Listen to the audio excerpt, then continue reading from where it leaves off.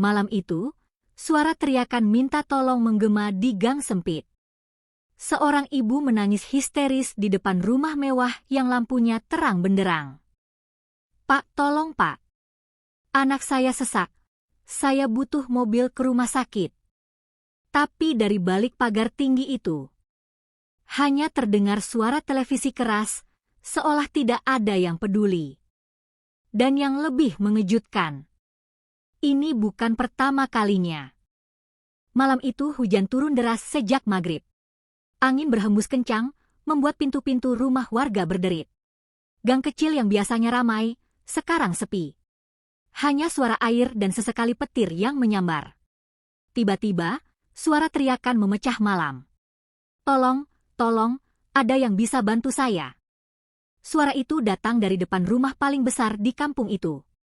Rumah milik Pak Rashid. Pagar besinya tinggi, lampunya terang, terlihat sangat berbeda dari rumah-rumah lain di sekitarnya. Di depan pagar itu, seorang ibu berdiri basah kuyup. Itu Bu Sari. Wajahnya panik, napasnya terburu-buru. "Pak Rashid, tolong Pak.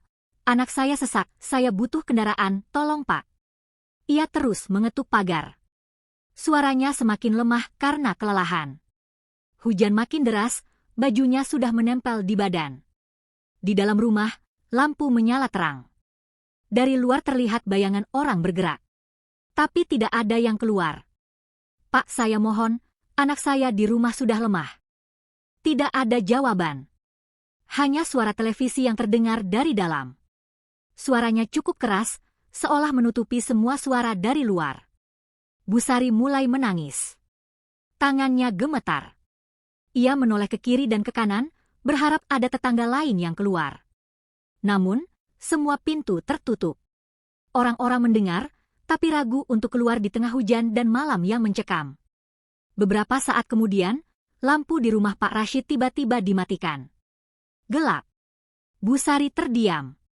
Matanya menatap pagar itu tanpa berkedip.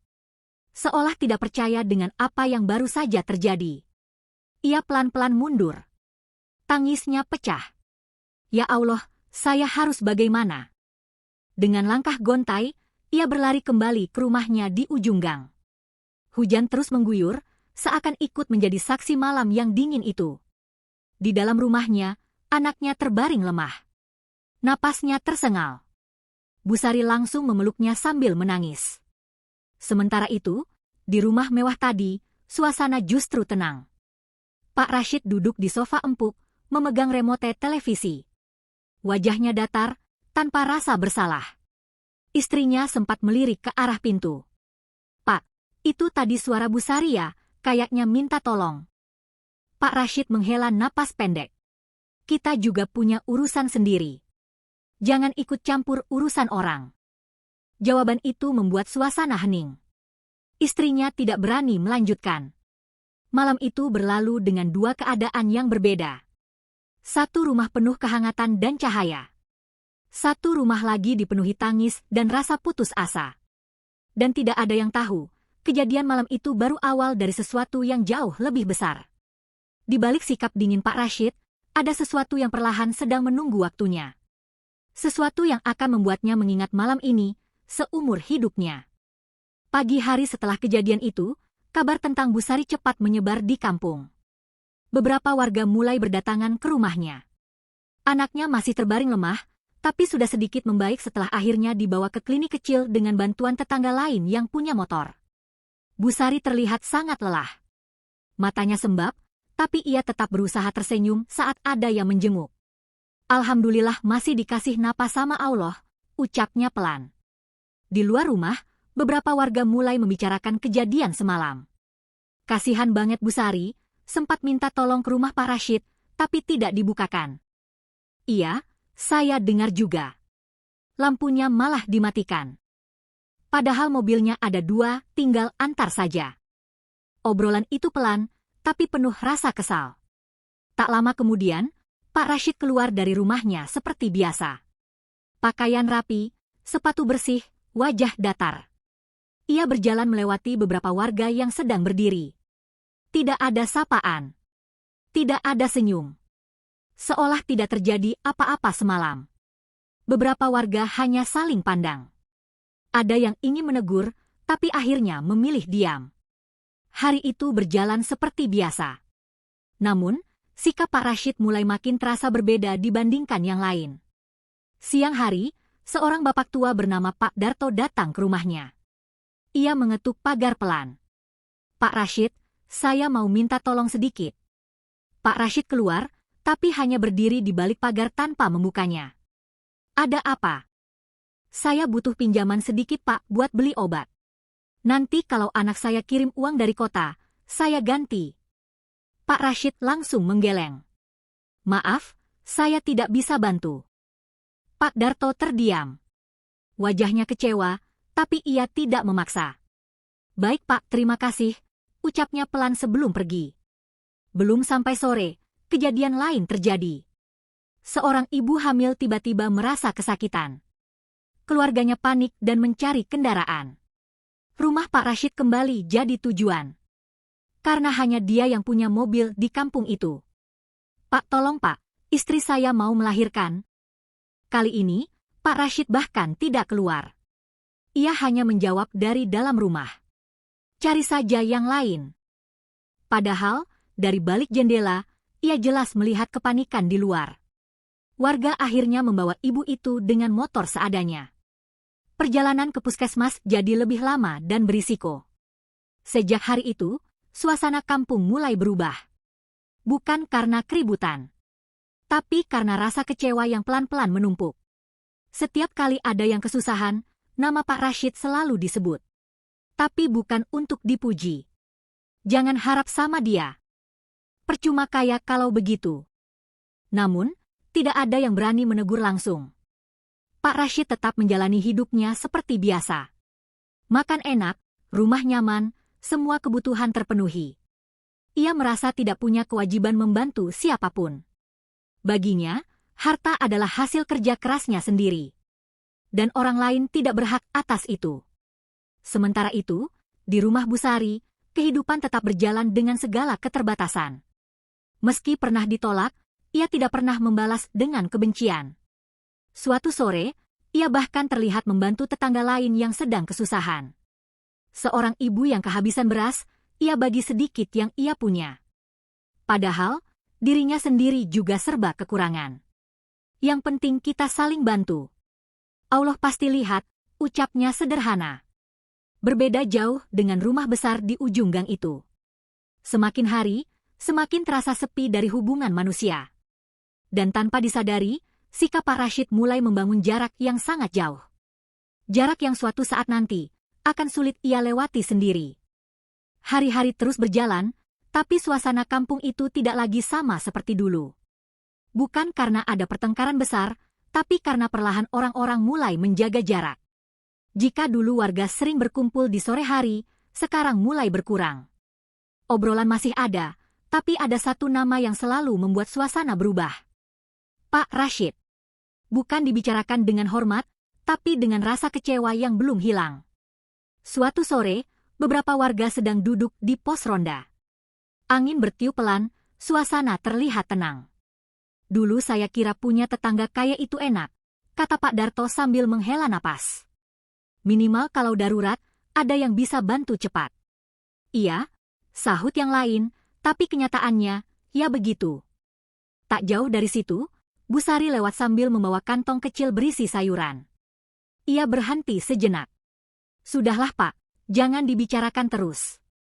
Yang penting kita saling bantu saja sesama kita," ucapnya pelan. Ucapan itu membuat beberapa orang terdiam. Malam harinya, di rumah Pak Rashid, suasana terasa berbeda. Istrinya mulai sering terlihat gelisah. Ia duduk di ruang tamu, sesekali melirik ke arah jendela. "Pak, kita ini sebenarnya kenapa sih? Kok jadi seperti dijauhi warga?" tanyanya pelan. Pak Rashid yang sedang membaca langsung menjawab singkat. "Biasa saja. Mereka saja yang terlalu berharap. Tapi Pak, kita hidup bertetangga, masa iya kita tidak pernah bantu sama sekali?" Pak Rashid menutup bukunya agak keras. "Kita tidak punya kewajiban. Kalau kita terus bantu, nanti mereka bergantung."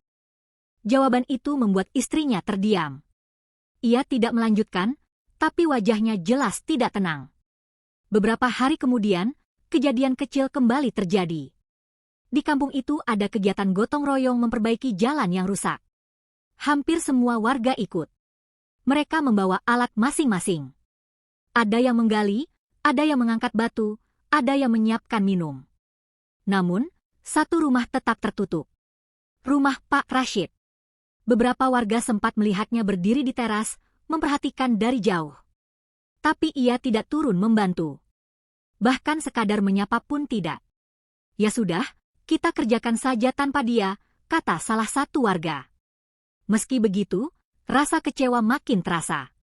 Kerja bakti yang biasanya penuh tawa, kali ini terasa lebih sunyi.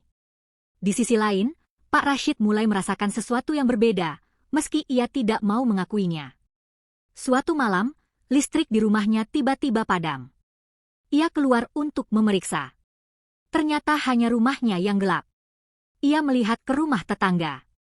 Lampu mereka menyala. Biasanya, jika ada masalah seperti itu, warga akan saling membantu. Tapi malam itu, tidak ada yang datang. Pak Rashid berdiri di halaman, menunggu. Tidak ada yang bertanya. Tidak ada yang peduli.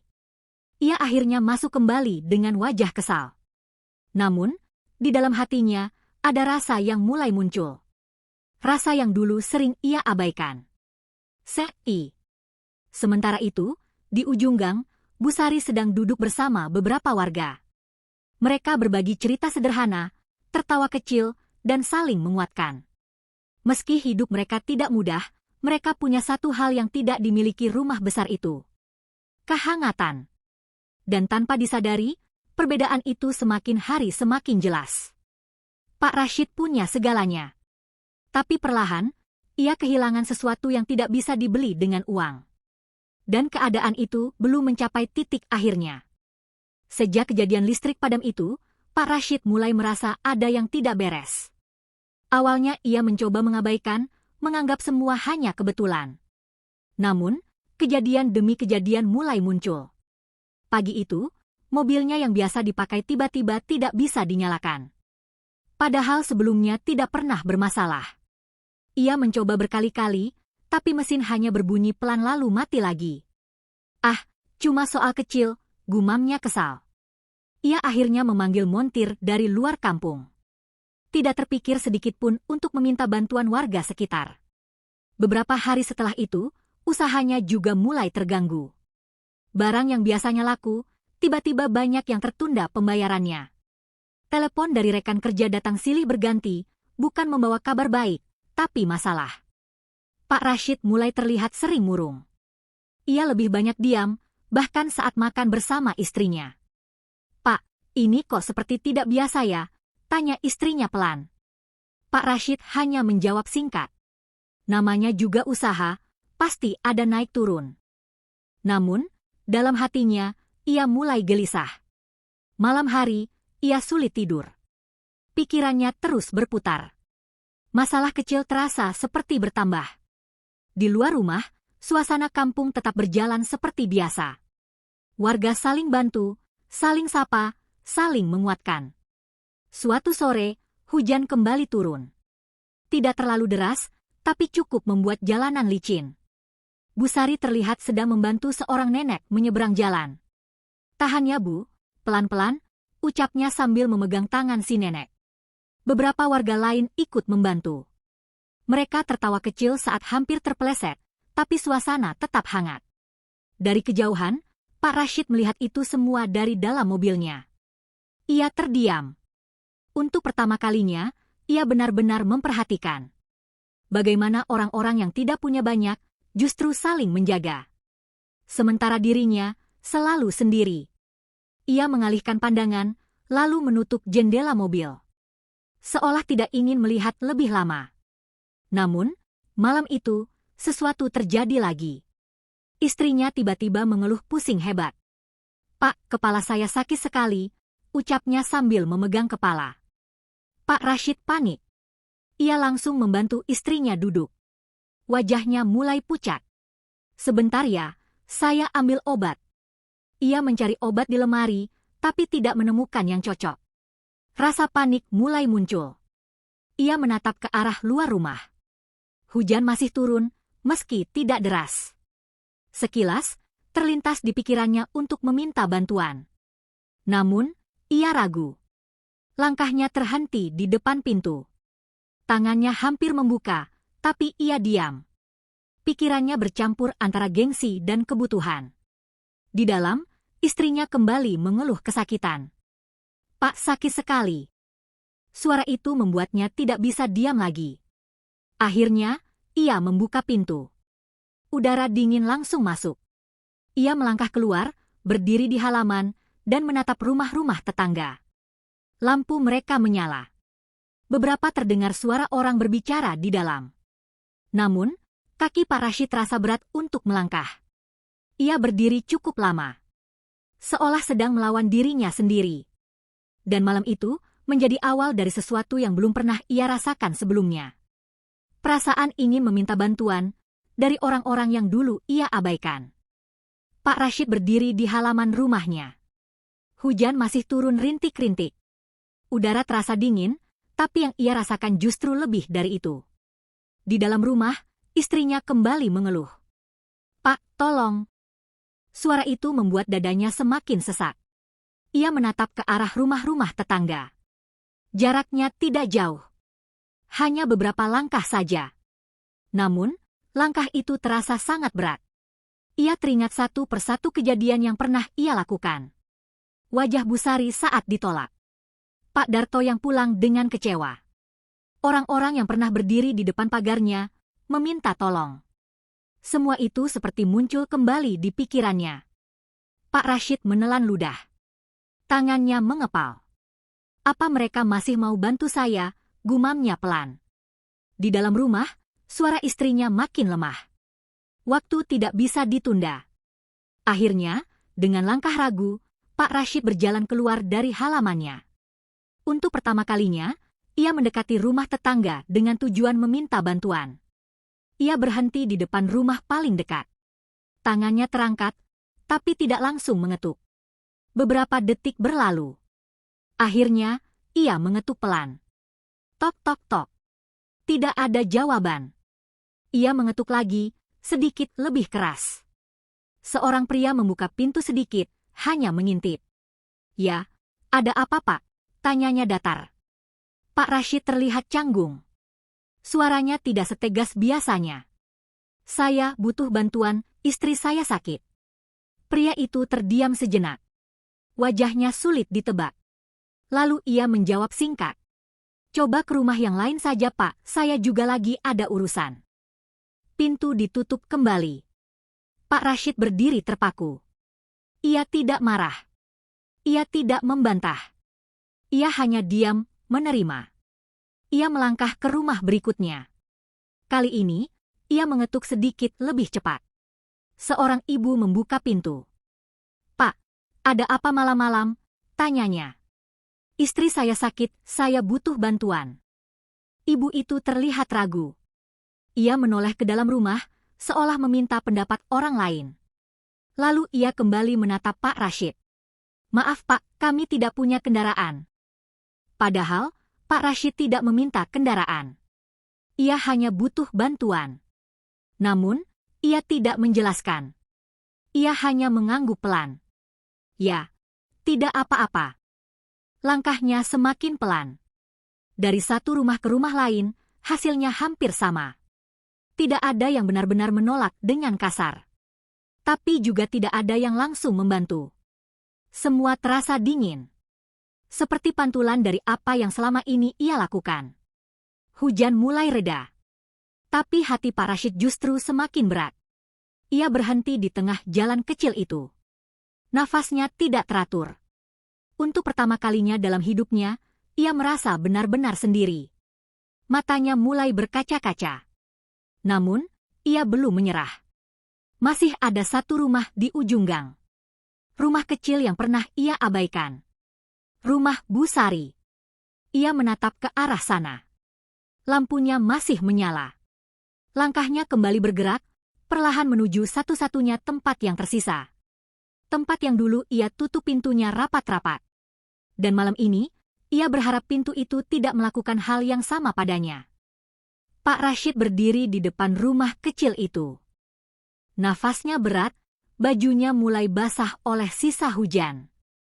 Tangannya gemetar saat hendak mengetuk pintu. Tok tok tok. Tidak lama, pintu terbuka. Bu Sari muncul dengan wajah terkejut. Pak Rashid, ucapnya pelan. Untuk beberapa detik, tidak ada yang bicara. Pak Rashid menunduk. Suaranya pelan, bahkan hampir tidak terdengar. Bu, saya mohon, istri saya sakit, saya butuh bantuan. Bu Sari tidak bertanya apa-apa lagi. Ia langsung mengambil selendang, lalu keluar rumah. Ayo Pak, kita ke sana. Jawaban itu sederhana, tapi membuat hati Pak Rashid seperti ditusuk. Tanpa syarat. Tanpa mengungkit masa lalu. Tanpa ragu. Mereka bergegas ke rumah Pak Rashid. Bu Sari langsung melihat kondisi istrinya. Pak, kita tidak bisa tunggu lama. Harus segera dibawa ke rumah sakit. Bu Sari keluar dan memanggil beberapa warga lain. Meski sempat ragu, beberapa orang akhirnya datang. Mereka membantu mengangkat istri Pak Rashid ke kendaraan seadanya. Perjalanan malam itu terasa panjang. Pak Rashid duduk di samping istrinya, memegang tangannya erat. Matanya tidak berhenti melihat wajah istrinya yang lemah. Di dalam hatinya, rasa takut bercampur penyesalan. Sesampainya di rumah sakit, istrinya langsung ditangani. Pak Rashid duduk di kursi tunggu. Kepalanya tertunduk. Bu Sari duduk tidak jauh darinya. Beberapa saat hening. Akhirnya, Pak Rashid berbicara. Bu, kenapa Ibu masih mau bantu saya, setelah semua yang saya lakukan? Bu Sari tersenyum kecil. Karena kita tetangga Pak, kita hidup berdampingan? Jawaban itu sederhana. Tapi cukup membuat air mata Pak Rashid jatuh. Ia menutup wajahnya dengan kedua tangan. Untuk pertama kalinya, ia menangis. Bukan karena kehilangan harta, tapi karena menyadari kesalahan yang selama ini ia anggap biasa. Perubahan yang terlambat tapi berarti. Beberapa hari setelah kejadian itu, istri Pak Rashid mulai membaik. Kabar itu membuat warga lega. Namun yang paling berubah bukan kondisi itu, melainkan sikap Pak Rashid. Pagi itu, untuk pertama kalinya, ia berdiri di depan rumahnya menyapa orang yang lewat. Pagi Pak. Warga yang disapa terlihat kaget, tapi tetap membalas. Hari berikutnya, ia terlihat ikut membantu kerja bakti. Meski canggung, ia tetap mencoba. Ia mulai membuka diri. Pelan-pelan. Suatu sore, ia datang ke rumah Bu Sari. Bukan untuk menolak, tapi untuk memberi. Bu, ini sedikit rezeki, untuk bantu kebutuhan, ucapnya. Bu Sari menerima dengan senyum. Terima kasih Pak, semoga jadi kebaikan. Sejak saat itu, Pak Rashid tidak lagi menutup diri. Ia sadar, harta tidak akan berarti jika tidak membawa manfaat. Dan bantuan sekecil apapun bisa menjadi penyelamat di waktu yang tidak terduga. Ia mengingat malam itu. Saat ia berdiri sendirian. Saat tidak ada yang langsung menolong. Dan saat satu-satunya pintu yang terbuka adalah pintu yang dulu ia tutup. Kadang kita merasa tidak butuh orang lain.